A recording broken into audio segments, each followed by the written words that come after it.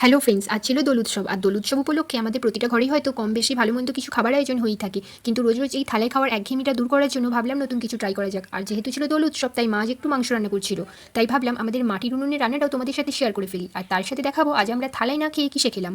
আর তার জন্য অবশ্যই পুরো ভিডিওটা দেখতে হবে। আর ভিডিও শেষে আমাদের দোল খেলার কিছু ফটো তোমাদের সাথে শেয়ার করবো।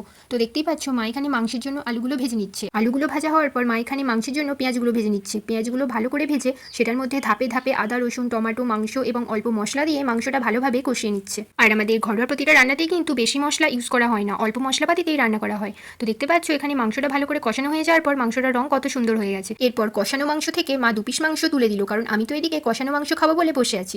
আমার মতো কে কে কষানো মাংস খাওয়ার জন্য বসে থাকো কমেন্ট করে জানিও। তো এরপর মা বাকি মাংসটায় অল্প করে জল দিয়ে দিল আর ভেজে রাখা আলুগুলো দিয়ে ফুটিয়ে নিল। এরপর আমি চলে আসলাম দুপুরে লাঞ্চের সময়। তো দেখতেই পাচ্ছ আজকে বলেছিলাম আমরা থালায় খাবো না, ইউনিক কিছু ট্রাই করব। তো আজকে আমরা চলে এসেছি কলা পাতায় খেতে। কলা পাতায় আমরা সবাই খাবারগুলো সাজিয়ে নিয়েছি। আর তোমরা দেখতেই পাচ্ছ কলা পাতায় খাবারগুলো সাজিয়ে কত সুন্দর লাগছে। তোমরা যারা এখনো কলা পাতায় খাওনি তারা কিন্তু অবশ্যই একবার কলা পাতায় খেয়ে ট্রাই করতে পারো। আশা করি তোমাদেরও ভালো লাগবে। আর কলা পাতায় খাওয়ার আগে পাতাগুলো কিন্তু অবশ্যই ভালো করে ধুয়ে পরিষ্কার করে নিও। তো আজ আমাদের মেনুতে ছিল সাদা ভাত, লাউ পালং শাকের তরকারি, আলু পোস্ত আর মাংস।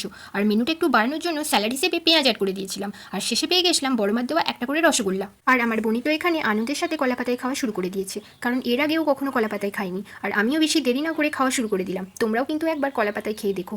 আর আমাদের এরকম কলা পাতায় খাওয়ার ভিডিওটা দেখে কার কার ভালো লেগেছে অবশ্যই কমেন্ট করে জানিও। আর ভিডিওটা লাইক, শেয়ার এন্ড সাবস্ক্রাইব করে দিও। আর আমি ভিডিও শেষে দোল খেলার কিছু ভুতুরে ফটো তোমাদের সাথে শেয়ার করলাম, অবশ্যই দেখো। আর এখানে আমি মিষ্টির কামড় দিয়ে এবারের মতো ভিডিওটা শেষ করলাম। টাটা।